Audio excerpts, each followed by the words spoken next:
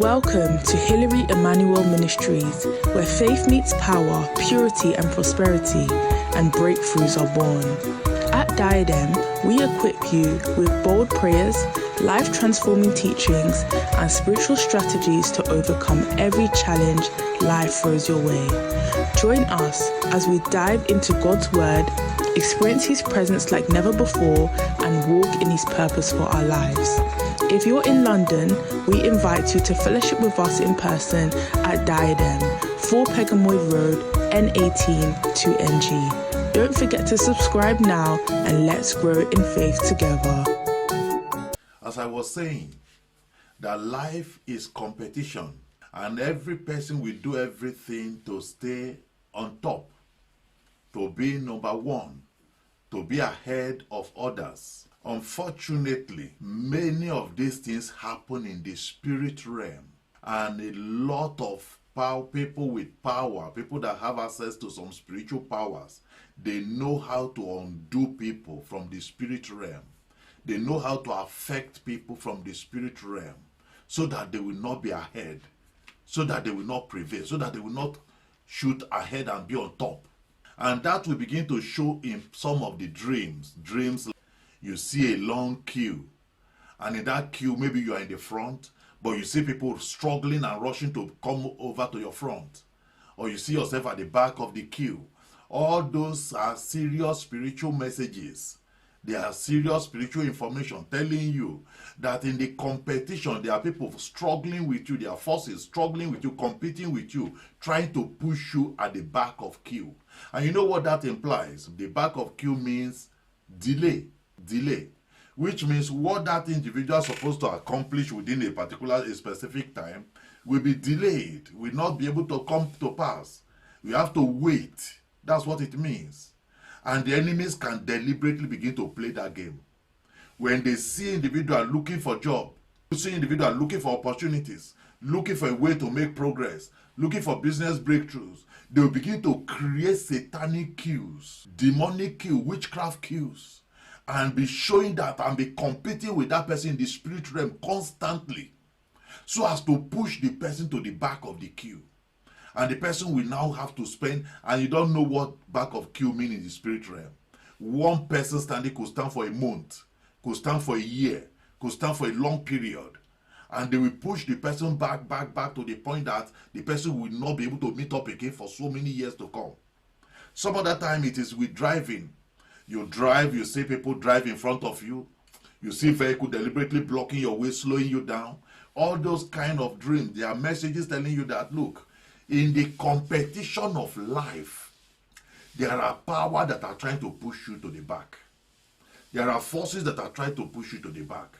And so, brethren, if we are praying the kind of prayers we are praying in this church, if we are believing the Lord to do all these things He has said He wants to do in our lives, if we are crying for breakthroughs, for progress, for a lot of things, we just have to address this aspect. Because one, it's possible for God to be bringing blessings, releasing blessings, but before you get to that place, there might be forces in the spirit realm that will queue up to collect it, that will push that individual to the back of the queue, that will double cross the person, that will run ahead of the person and grab that thing. All these are wicked operations of the enemies, and we need to clear them so that nothing will be struggling with us in the things God wants to do with us.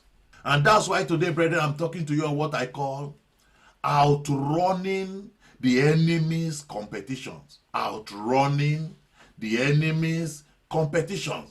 The enemy are there to compete. They will want to compete with us. They want to struggle with us. And that's why you see that God Himself, in all His arrangement with His children, He will always put this arrangement in place so that the enemies will not be able to compete, so that the enemies will not be able to struggle.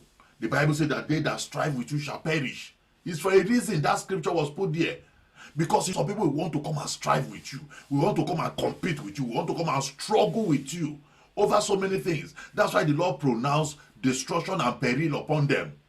Deuteronomy 28. Look at verse 13. Look at verse 13. And the Lord shall make thee the head and not the tail. This is the pronouncement of God. This is the arrangement of God. He said that he wants to arrange things for Israel so that in the spirit realm, in heaven, in the spirit realm, in everything that happens on earth, Israel will always be number one. Israel will always be on top. Israel will always be the head and not the tail. What does that imply? What does that tell us, brethren? If Israel takes the head, remember, other people will begin to follow. They will be queuing up. Some countries will be the tail. Some countries will be the tail. That is the competition we are talking about. Those who don't know anything, who don't have access to the spirit realm, who don't know how to arrange things in the spirit realm, they will find themselves as the tails. And they will be existing together. Meanwhile, these other ones that are the head, they will be there flourishing and blossoming and making progress and succeeding in everything. Meanwhile, the tail is here suffering. This is the competition we are talking about. And of course, you know that the Lord went on and told them that, and thou shalt be above only. Do you see that? That's the competition I'm talking about. So there's always a struggle, brethren, on earth. There's always a struggle among human beings. There's always a struggle everywhere you go to be the head, to be above only and not beneath. If thou hearken unto the commandments of the Lord thy God, which I commanded this day to observe and to do them. And he now went to verse 44. He went to verse 44. He said, he shall learn to thee, and thou shalt not learn to him. He shall be the head, and thou shalt not. So he now told them that in case you don't keep the law, so there is a condition to fulfill. There are things to do to be able to stand out in the competition, to be able to be the head and not the tail, to be able to be above only and not beneath, to be able to outrun. Because the competition we're talking about is like a race. Yes, every person is running. Every person is running. Every day we wake up, we sleep, we are running. People are running in business, running in academics, running in different endeavors of life. People are running in financial things. And do you know, some people will even run. Some people, do you know, they don't sleep in the night. So that is the nature of the running. And it is not every person that runs that wins the race. Every person will run, but not every person will come number one. So at the end, some people will be number one, some people will be number two, number three, and so on. Whereas some people will come last. That's the competition we are talking about. And that's what he was preparing Israel for here. He said, look at your secret. This is the secret for you to run and be number one always. This is the secret for you to run and be ahead of it, to outrun your other competitions. Because all other enemy nations, enemy forces, enemy countries, they are going to run with you. They are going to see if they can outrun you. They're going to see if they can undo you, to take over your position, to become the head, to become number one. Look at John chapter 20, so that you see how this of outrunning, how it works. John chapter 20, look at verse 1. The first day of the week cometh Mary Magdalene early, when it was yet dark, unto the sepulchre. Something has happened here. The Lord Jesus Christ has been with them for 3 years. He has been preaching messages to them, telling them about he's going to die, he's going to be buried, he's going to resurrect, and so on. Some didn't believe, possibly. But whatsoever happened, those events started to unfold. And then they killed Jesus, buried him, and every person went home. The apostles went home. But one particular woman, Mary Magdalene, refused to go home. She came so early while others are already doing something. That's the competition I was telling you about, brethren. While you think you are sleeping, others are not sleeping. So she came early when no person was coming. She came early when it was yet dark unto the sepulchre, and seared the stone taken away from the sepulchre. Then she returned and cometh to Simon Peter and to the other disciple whom Jesus loved, and said unto them, they have taken away the Lord out of the sepulchre. She was the first eyewitness. In fact, other accounts will tell you how angels spoke to her and encountered her and told her everything that happened. So you now see that first-hand experience, no person else had it. No person else. She got it only. That is what it means by competition. That's what it means to be ahead. Now look at what follow. So verse 2, then she runneth and came and told her that they've taken the Lord, and they have taken away the Lord out of the sepulchre, and they don't know where they laid him. Verse 3. Peter therefore went forth. So Peter was the number 2. After her, Peter followed. Peter went forth, and that other disciple, and came to the, so that other disciple is John, the one writing this one. He said that other disciple, John, so 2 of them came So they ran both together. John and Peter were running. They want to see who is going to be the next person after Mary Magdalene to see what happened. To see that empty tomb. To bear witness that I saw it. I was the second person that saw it. So they started running. And the Bible said they ran both together. And the other disciple did what?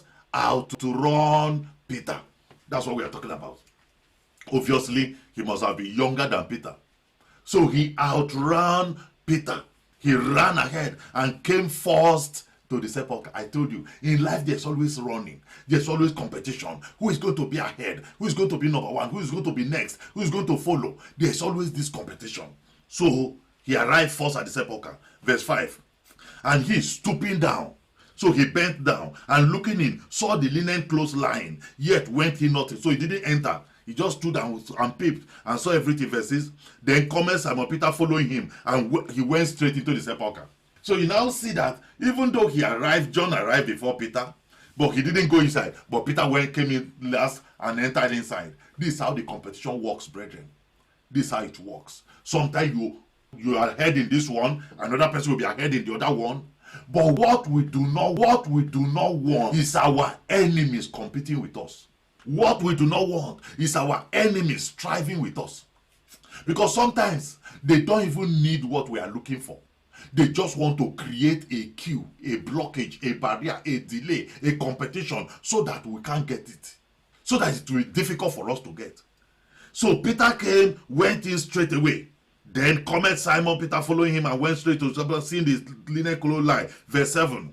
And then the napkin that was about his head, not lying with the linen clothes, but wrapped together in a place by itself. Then went in also that other disciple, which came first to the sepulchre, and he saw and believed. So he went now. So you now say, okay, he was first to get to the sepulchre, Peter was first to enter inside the sepulchre. So you can see how these things work. But this is a good one. Brethren, there are other type of competition, there are other type of running together that are not good. That the enemies orchestrate, that the enemies plan out, that the enemies are using to collect things from us.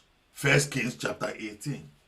And that's why you see, brethren, in most cases, the Lord will empower his children specifically. Will empower his children to be able to outrun the enemies. He will empower his children to be able to overtake the enemies. Without such empowerment, competing with the children of darkness will be difficult. Will be very difficult. You remember there was a time some enemies came and invaded the city of David, Ziklag, and they took away everything he had with all their families. And then David looked at it. What is he going to do? Where is he going to look for them? He asked the Lord, and they were specific in the Lord said, he said, pursue them, you will overtake. Which means the enemies are running away with the blessings, but you need to overtake. Which means you have to go ahead of the enemy. And it was the Lord that empowered David, made him to overtake truly and recovered everything. This issue of running together and maintaining positions, they are very, very significant, brethren. 1 Kings chapter 18. Look at 1 Kings 18, verse 44. And it came to pass at the 7th time, this was at the Mount Carmel, when Elijah had confronted the prophets of Baal. Ahab was there, the Israelites were there, and so on. And then the context has finished. They've destroyed the prophets of Baal, and now it's remaining to bring down rain. And Elijah has been praying, and then the 7th time, and he said, behold, there ariseth a little cloud out of the sea, like a man's hand. And he said, go up, say unto Ahab, prepare thy chariots, and get thee down, that the rain stop thee not. He said, go and tell Ahab to run home, so that the rain will not beat him. Verse 45. Remember, this is happening in the mountain, so no house around. Verse 45. And it came to pass in the meanwhile, as soon as he gave that message to Ahab to run with his chariot, that the heaven was black with clouds and the wind, and there was a great rain. And so Ahab rode and went to Jezreel. As Ahab was going with his chariot, running to Jezreel, verse 46. And the hand of the Lord was on Elijah. Take note of that. I told you that this competition is determined from the spirit realm. It's determined from the spirit realm. And that's why we want to key ourselves to the same hand of the Lord that came upon Elijah. We want to position ourselves so that that hand of the Lord will rest upon us, brethren, and be able to help us to outrun all our enemies. Look at what followed. The hand of the Lord was on Elijah, and he gathered up his loins and ran before Ahab to the entrance of Jezreel. Elijah had no chariot, no horse, nothing, just his leg. And then Ahab was riding a chariot drawn by horses, and he was riding that one. And somebody that was running with leg overtook him and got to the gate of Jezreel before him. Why? Because the hand of the Lord was upon him. So he was not running ordinary run. That run was from the spirit realm.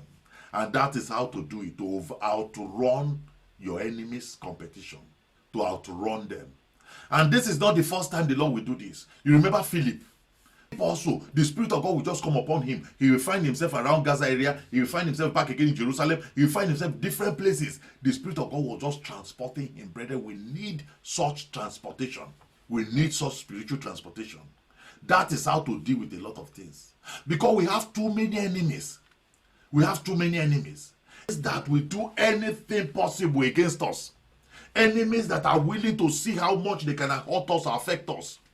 And that's why you see that except we begin to outrun our enemies, whatsoever they plan, we still overcome them, we still overtake them. Anything they do, we still overtake them, except we begin to operate in that level.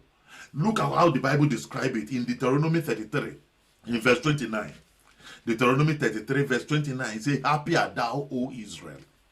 You can say, "Happy art thou, O Diadem, who is like unto thee, O people saved by the Lord, the shield of thy help, who is the sword of thy excellency, and thy enemies shall be found liars unto thee."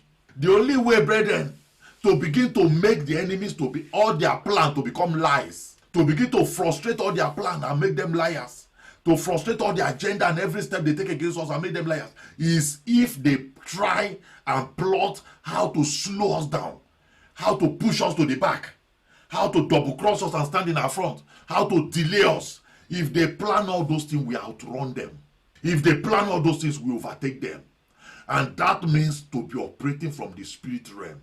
He said that your enemies shall be found liars unto thee, and thou shalt tread upon their high places. You tread upon their high places. Now, brethren, let me show you the practical application of what we are talking about today, and how the consequences can be very there. Look at John chapter 5. John chapter 5, verse 2. John 5, verse 2. Now, there is at Jerusalem, by the sheep market, a pool, which is called in the Hebrew tongue Bethesda, having 5 porches. How this pool came to that place, no person knew. Who dug the pool, no person can remember. How long it has been there, no person knew. Because it wasn't there in the Old Testament. But they just discovered maybe along the line, this pool was there. It has 5 porches. Verse 3. "And in this lay a great multitude of impotent folk." People that have sicknesses, that have all kinds of problems. Blind people, halt, withered, all kinds of problems. And what were they doing there? They were waiting for the moving of the water. They were waiting for the moving of the water. Which means that some people have been healed at that pool. Which means some people have been delivered at that pool.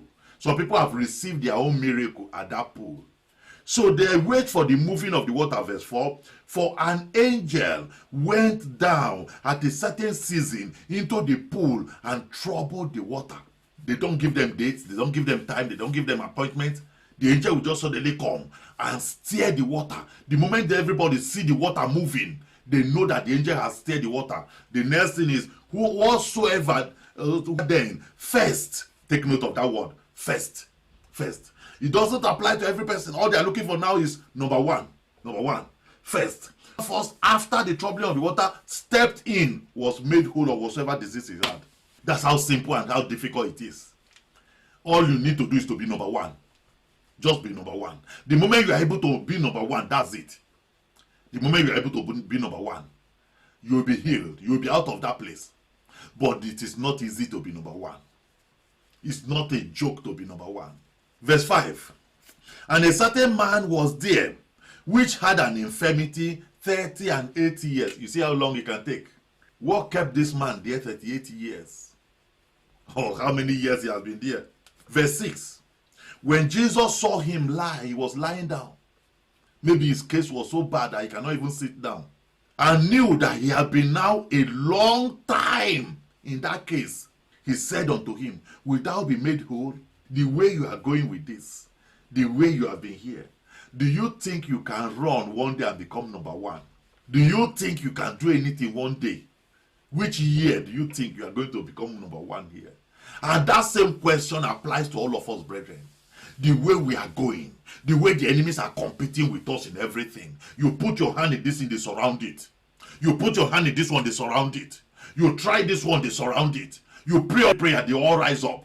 It's how long are you going to become number one day? So the Lord asked him, will you be made whole? Verse 7. The impotent man answered him, Sir, I have no man, when the water is troubled, to put me into the pool.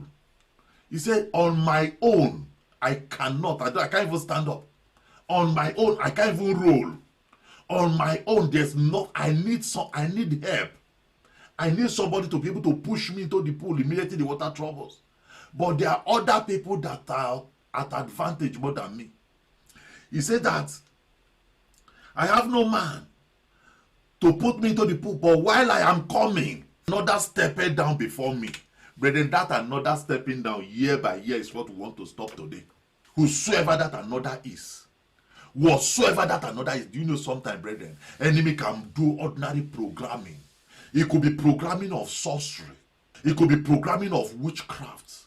It could be programming of occultism, foundational familiar spirit programming, whereby they tell the person, if you see this person praying, you yourself start praying too. You see the enemy mimicking your prayers. What they want to do is that the level of hours you pray, they also have prayed that same level of hours. The same prayer point you pray, they have also prayed it. That is satanic competition. And what they are trying to do is to push your own prayer to number 2, so that their own will be in the front. Some other time it's over different issues. You just notice that they are competing, they are struggling with you, one way or the other. Let's continue. So he said, I need somebody to help me. Verse 8. Jesus said unto him, Rise up, take thy bed and walk. Do you know what Jesus has done now? Jesus has bypassed all the enemies that are stepping down before him. All the whole enemies, all the whole competitors that are stepping into that pool before him. Jesus bypassed all of them. He outran all of them and gave this man his miracle directly in his hand. That's what we want to achieve here today. Whereby you don't need to queue up anywhere anymore. Whereby you don't need to be queuing up and be waiting for blessings to come in there periodically anymore. Whereby the Lord will come directly to you and give you your own blessing right in your hand. That is what we want to achieve here today. Because otherwise, if you leave this man there, he will die in that place without getting miracle. Because there are other people that are determined. Who knows whether those people who are jumping inside the water, maybe they might not even need the miracle. Maybe there might be people that are just there just to make sure that that man does not enter that pool. So immediately after troubling, whether they need the miracle or not, they just jump inside. They might jump inside for even flimsy things that they don't even need to come there for.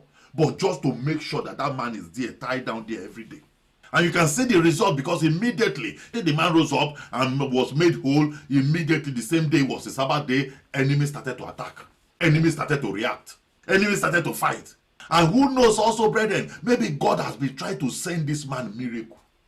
God has been trying to send this man blessing, deliverance for so many years.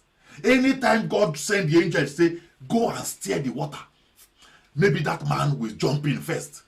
But because he's surrounded by enemies, surrounded by competitors, immediately that trouble, even though it was specifically because of him, the angel came and troubled that water, other people will collect it from him. Because you can see, Jesus came to that place. Jesus didn't help any other person. The Bible says, great multitude of folk, but Jesus didn't touch any other person. It's only him Jesus came for, which means it's possible. All these years that the angels have been coming is because of him. The angels have been coming. But year after year, month after month, week after week, each time the angel come and drop the blessing for him, other people will snatch it. He will not get it. And that's why the Lord, maybe the Lord has been watching him before he even came to this world.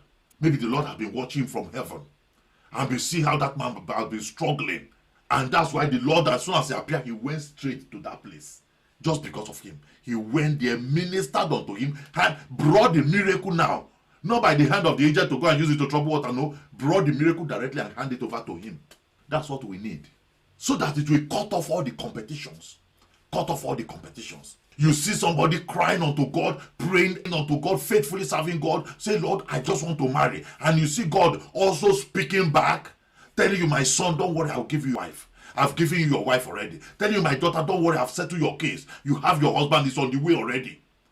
And then immediately you have such glorious heavenly encounter. The next thing again, you see yourself in your father's house. And then they are doing marriage ceremony. Somebody has jumped from that family to snatch it up. Satanic competition has grabbed that thing. You see somebody praying for different miracles. The next thing you see somebody else celebrating that thing. These are the things we want to put a stop to. These are the things we want to address here today. So you can see this man. He has been around there for so long. For so long. And except the Lord appeared and helped him directly, there was no hope. He himself said, he said there's no hope. He has no man. He has no man. To start with, how are you sure? No person knows when the angel will come. How is he going to hire somebody or pay somebody to say, stand with me here? Anytime, before the person will drag himself, those who know, they will fly into the water. And then they will grab the miracle and collect it again from him. So whatsoever strategy and tricks, whatsoever craftiness the enemies have been using to collect what belongs to us and push us back. Anytime we cry and cry and cry and pray down good things, blessing, miracles, they come again and push us to the number 2, push us to number 3, push us to number 4, and push us to the back of the queue and collect those things. We want to put an end to it today. Brethren, this type of prayers, you know personally what you have been seeing. You might not share everything with me. You know what you have been dealing with. As we go into the prayer, begin to address those things. Begin to address those things. Especially if God promises you anything. And in the dream, you begin to see other people holding that thing. Holding that thing you have been crying for. Maybe the Lord promised you money. You have been praying for money. In the dream, you see your enemy holding money, accounting money, and sharing money, throwing money around. It's your money they have calculated, they are throwing around like that. Too. They've snatched it somewhere. They've snatched it. So whatsoever you notice, that when you are crying for it, in the spirit realm, you see a different thing. That's to tell you that, look, the enemies have outrun you. You have to do something. But today, the hand of God is going to come upon us. And the hand of God will change all this whole story. And it's going to, you see how the intervention of God makes the whole difference. In the case I just read to you now, the coming in of Jesus into that place changed the story of that man. Completely. The hand of God coming upon Elijah changed everything. Maybe Elijah said, this rain must not beat me here. I have no horse, I have no chariot. And the Lord said, don't worry, I will transport you. And he carried him. Ahab that had been galloping, jumping. Ahab came to the place and met him. So you now see, this is the kind of thing we want to begin to experience. So that we will become unstoppable. Our miracles and our blessing and expectation will become unstoppable. And no man, no name. Whether the one they are fashioned to look like us, satanic twin brother, twin sister, to look exactly like us, to snatch things, or things they have positioned in different places spiritually, that are there to collect things that belong to us for them. All those are the things we want to deal with today. Let's close our eyes. Let's close our eyes. Because this is one of the things that is frustrating God. Very seriously. Frustrating God. You see the kind of questions the Lord Jesus Christ asked. He said, will you ever be made whole? The way things are, the way you live in this place. And that's how God is looking at us so many years. At this thing, can't you deal with this? Can't you take away this satanic competition that is struggling with you over every tiny thing? Sometimes, brethren, the Lord will package some miracles, package some blessings, and deliver it complete into our hands. And He will show us that I've given it to you. The next thing, satanic competition will begin to come. You'll be driving on the highway, no vehicle from nowhere. You see this black vehicle will just jump in your front. That's to tell you they've started to compete with you, to struggle with you over that thing, to collect it. Close your eyes. And let's begin to talk to the Lord. You see the condition the Lord gave to Israel. He said, if you will diligently hearken unto my voice, if you will keep my commandments. He said, that's what will make you the head and not the tail. That's what will make you to be above only and not beneath. And he went further and began to tell them that if you begin to break the law, the commandments, that look at it, you can never be the head. The enemy will be the head and you will be the tail. Let's begin to tear the Lord down. And let's begin to cry unto him from our spirits. From our spirits. Let's begin to cry unto our God and begin to tell him, my Father, I stand before you today and I acknowledge that I have not obeyed your voice. Thank you for watching. If this message blessed you, don't forget to like, share and subscribe to join our growing community of faith. You've just listened to the sermon, but there are powerful prayers that follow. Due to social media rules and guidelines, the prayers have been removed from this video. However, you can access the full prayers and more life-changing resources by visiting www.pastorhillary.org or downloading our app, Diadem Media. If you're in the London area, we'd love to have you fellowship with us in person at 4 Pegamoid Road, N18 2NG. If you have any questions about this message, want counseling from Pastor Hillary, or wish to share your testimonies following the prayers, please leave a comment below and someone from our team will get in touch. Until next time, may God bless you abundantly and guide you in all your ways. Stay victorious.